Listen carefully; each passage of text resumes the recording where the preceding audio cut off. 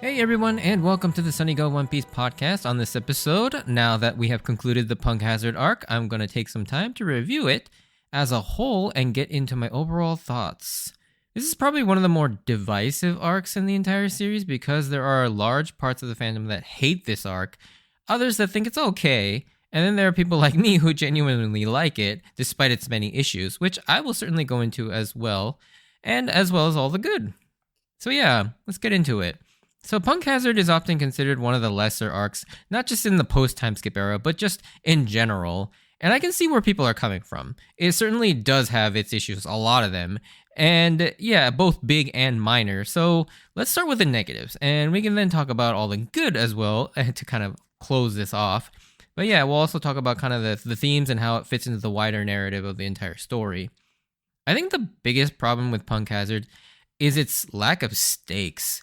It feels very mid because it is. It's essentially a midpoint connective tissue to bridge the story into the wide sprawling next saga that lasts all of the next 400 plus episodes spanning 5 separate small to epically large arcs. However, because of this, it has to do a lot of setup and heavy lifting that won't be paid off for a very long time.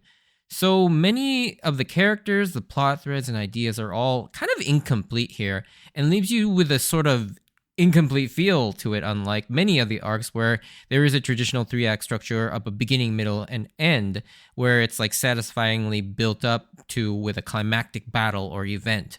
Punk Hazard does have these elements, but they aren't quite as built up to, and it feels very fragmented. The plot and pacing just seem very fragmented because it pretty much is. It's been known that the whole sort of Green Bit and Dressrosa situation that I mentioned a little bit ago, Oda wanted to actually do 2 separate islands, one that was fire and one that was ice, but was again told that he needed to condense it for logistical and time reasons by his editors. So the result was that the whole segment on the fire side of the island seems like a distant past when you consider the ice island side. But even then, there's never this sense of cohesion with everyone off doing their own thing for a good chunk of the middle portion of the arc. So every time you think the story is going to get going, it's like, nope, we need to see what Chopper is up to sneaking around, or nope, we need to get introduced to Momonosuke and what he's been up to. And it creates this really sense of herky-jerky feeling the entire time. And so you could never really settle in with any of the stories. Again, this isn't new to Punk Hazard necessarily. Other arcs do it, but I feel like this arc, for some reason, it just feels like it doesn't seem to finish a character beat and then move on. It's almost like it just keeps stitching in scenes just to get from one place to the next. Not to mention, Oda does a terrible job pacing this arc when it comes to his writing, because not only does the segmented feeling create this sense of unsatisfying flow, but the constant stopping for massive exposition dumps contributes heavily to this as well. And yeah, due to Punk Hazard being in the unenviable position of being that setup arc for the next several arcs, it has to take the time to explain and set up so many things that it definitely hurts the storytelling and pacing of this specific arc. Now, of course, it pays off a lot later on, and that is the benefit of the long-form storytelling. But if you're just looking at Punk Hazard in isolation, it does not help at all. The characters are also no exception to this either. Most of the characters don't really get much meaningful development, and some are missing for large swatches of the story, like Frankie, for example. I'd say the characters with the most growth are the children, Law, Brownbeard, and slightly to a lesser extent, Tashigi and Smoker. I'd say the Straw Hats almost feel like supporting characters in their own series, which is really interesting to think about. It's not just the good guys either, but the bad guys also get a little shortchanged here in this arc as well, with Caesar being one of my least favorite villains in the series, unfortunately, as you probably could tell if you were listening to the rewatches. He's not all that interesting or intimidating, and there's a bit of kind of dissonance with his character, cognitive dissonance with his character. And what I mean by that is he's made to be this comedic character where he does silly things and is the butt of many jokes, but at the same time he does some truly horrific things, probably some of the most heinous things any character has done in the series. So you as a viewer or reader aren't really sure how you're supposed to interpret this character. I think Caesar was a better villain kind of in the first half of the arc, where he's kind of like shrouded in mystery, like literally shrouded and figuratively. He's just allowed to be menacing and vile without the sort of the comedic side. But once he's revealed, it definitely the comedy starts to take over. And I think, yeah, and I'm not saying that you can't mix comedy with a villain, but that comedy can't take away from the villain's threat level. Oda usually balances it in a way where they can be funny, but it's like 90% villainy, 10% funny. Like, think NL from Skypiea is probably a good example of this. He is predominantly threatening and even scary, but he has his moments where he's funny, like him freaking out over Luffy being immune to his lightning. Otherwise, they are most always serious villains. Maybe like you have like joke villains like Wapol or Foxy. You know, they're meant to be funny and just stupid. And so, yeah, you're not expecting that to be like some major villain. But I feel like Caesar was set up that way, and then he just took a heel turn into the Wapol Foxy area. Generally, the comedic villains are the side characters, kind of like how Django is to Captain Kuro. Like they kind of like pair each other. Like Kuro is an incredibly serious villain, whereas Django, his sort of first mate, is kind of the comedic villain. And so you balance those out by having two different characters rather than trying to incorporate them into one character. Caesar unfortunately falls into this like no man's land territory where he's neither. This is a huge problem when it comes to this arc because both his underlings Virgo and Monet are far more threatening and scary, but they get far less screen time, so they don't get as much time to be built up. I do think Oda's intention may have been to lessen the weight of how heinous and cruel Caesar is with his silliness, but ultimately I think this hurts the story and made most people hate Caesar as an arc villain. And like I mentioned in the podcast, this isn't helped all that much by how big of a presence Doflamingo is throughout the latter half of this arc once he's revealed to be Joker. This just adds to the feel that Caesar is kind of more or less irrelevant to this arc, as we care far more about Doflamingo as a threat than Caesar, and he isn't even on the island for 99% of the arc. And another missed opportunity is Caesar kind of low-key has an incredibly powerful Devil Fruit ability, and he's absolutely terrible with it, basically posing no challenge to Luffy once he figures out the oxygen suffocation technique, the Karakuni. So the fight isn't all that satisfying either because, yet again, Luffy defeats him with relative ease, which, don't get me wrong, I understand why Oda did this. He doesn't want Luffy to struggle all that much in the beginning of the New World era to show just how powerful he's gotten and to make the impact of Luffy actually facing a real opponent that much more greater. However, as mentioned in Fishman Island, Oda masterfully did this in the East Blue and early Grand Line leading up to Crocodile really well. Although I guess you can kind of equate Caesar to like Wapol in that sense. The final villain was annoying and incredibly weak just before we get to the big dog in Crocodile. And in this scenario, Doflamingo is going to be sort of that crocodile role. And in that, the story mirrors its pre-time skip self in that sense. Of course, the fact that they don't struggle all that much in these first two arcs contributes to the negative reviews. But of course, this was by design to show just how strong Luffy and the Straw Hats have become. But unlike the East Blue, we actually have something to compare this to, and it feels like the storytelling has kind of gone a bit backwards. Whereas the East Blue, we didn't have anything to compare it to. Like they were still growing from our perspective. So yeah, it's kind of hard to go back from things like after having seen Arabasta, Enies Lobby, and Marineford, and then going back to this, where like the stakes are just far less because of how strong the Straw Hats have gotten. And I mentioned this plenty in the episode rewatches, but I didn't really like what Oda decided to do with Smoker and Tashigi. I know this is more my subjective opinion because of my biases towards these two characters and how much I like them, but I just hate how weak they come across in service of other characters. I understand that was the point with them, but I wanted to see them both do some pretty badass things. But I mean, I think for me, at least this arc provided them with some pretty good character development in terms of them becoming more wary of the Marines and the world government as a system and what they're doing, and becoming a little bit more trusting of the Straw Hats. But seeing Smoker get his ass kicked, not once, but twice in one arc was a real bummer because he's a vice admiral. Like, these guys should be strong. So, yeah, it just sucks seeing Smoker get just pummeled. Like, I can understand him losing to Doflamingo, but losing to Virgo just kind of was like, really? But again, I understand from a story perspective that Virgo was much more of Law's sort of mountain to climb, more so than Smoker.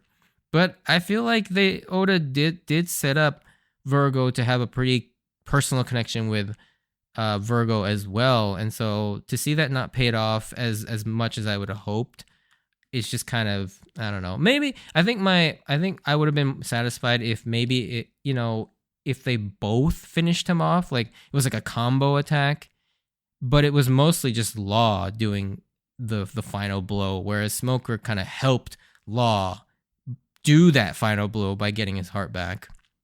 Lastly, and I won't harp on this too long, but I want to mention that the animation quality and the anime pacing by Toei Animation is really getting bad by this point. You have episodes that have close to 8 minutes of its runtime dedicated to the opening theme and the recap, and that's not even counting the 2 minutes for the next episode preview.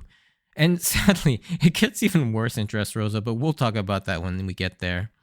Now that we've gone over what I didn't like about Punk Hazard, I want to talk about what I did like about this arc, because despite all the problems that I just mentioned facing this arc, I still enjoy it and certainly do not hate it like some people do.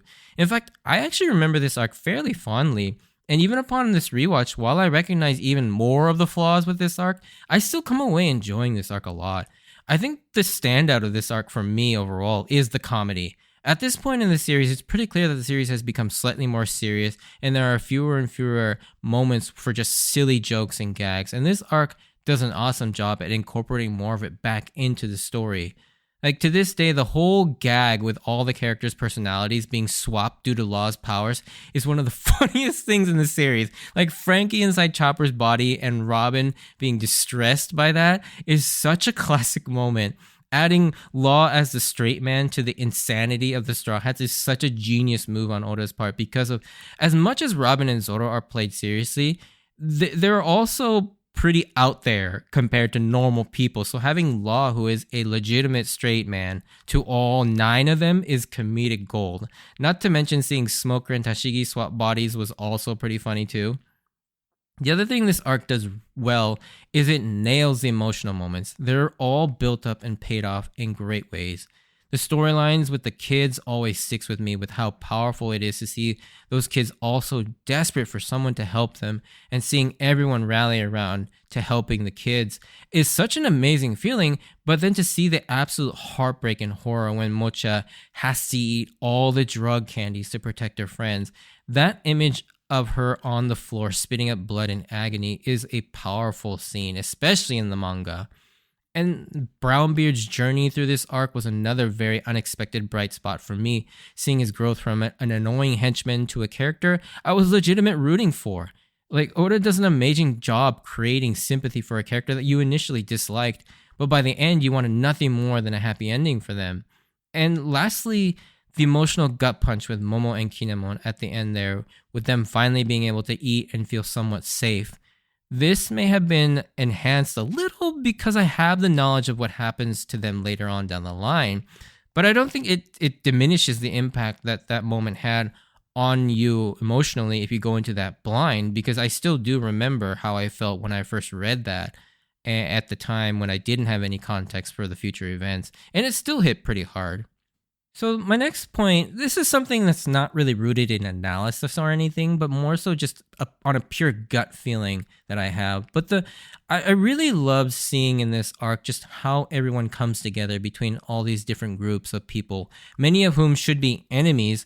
Like, you've got rival pirates like Law, and then you've got samurais who hate pirates, Marines obviously, and then for enemy, henchmen and the Straw Hats to all put aside their differences to survive and help one another, which I guess if I wanted to relate it back to actual analysis, it's a perfect visual and story representation of the arc's main theme of you shouldn't make snap judgments of people and their goodness or their badness on their appearance and affiliations.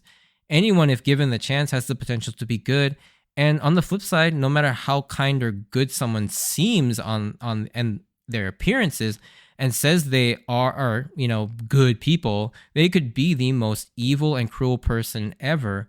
And we got both examples of this throughout this arc, and I do think it was handled quite well. We got that amazing moment of the G5 Marines falling for the Straw Hats by the end of the arc, despite knowing that they're supposed to hate them, just on the lone fact that they're pirates.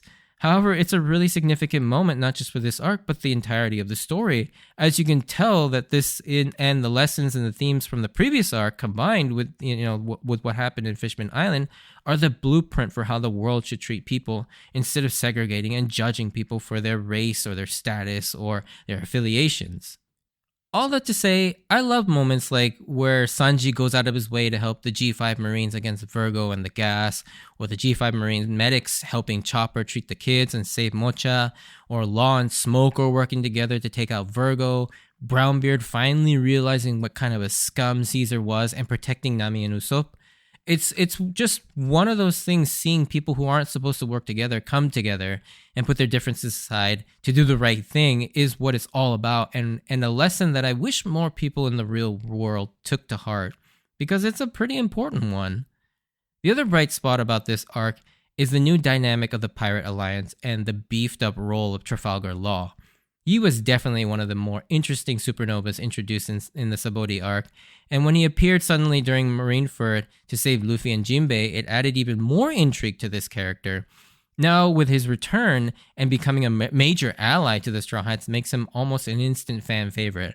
From here, his popularity will only grow, and even just his appearance here in Punk Hazard, I was immediately sold on him being a semi-permanent character.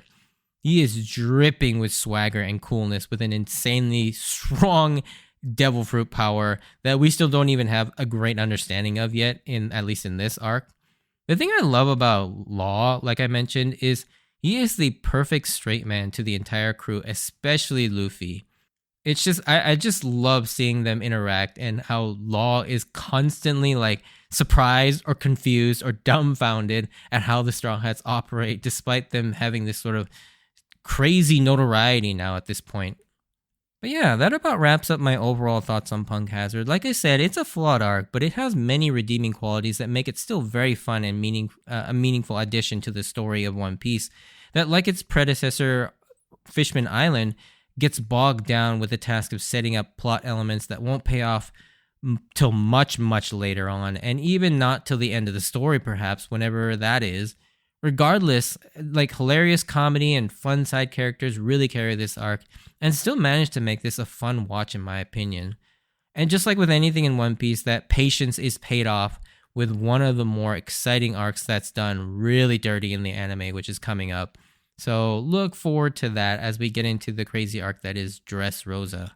However, next episode will still be on a smaller break, as I will take a little bit of time to review and go over the special episode that was released for the 25th anniversary last year, One Piece Fan Letter, which I have been wanting to talk about, but I just couldn't fit it in because it came out at a point where I was like in the middle of talking about these episodes. So I decided to wait until Punk Hazard was over. Then I would go over it. But yeah, so look forward to that. But if you did enjoy this, send me a like or comment. And if you want to join me on this journey of rewatching One Piece, please consider subscribing. Check out my Instagram account at SunnyGo Podcast for updates of when I post new episodes and see pictures of my manga collection and card collection. And yeah, like I've always said, just listening to the podcast is enough. But if you feel like extra supporting me, feel free to contribute to my Buy Me a Coffee profile, which is found on my website. But again, not a requirement at all. As always, I wanted to thank you for taking the time to listen to my podcast. Stay safe out there, and I hope to see you on the next episode. Bye.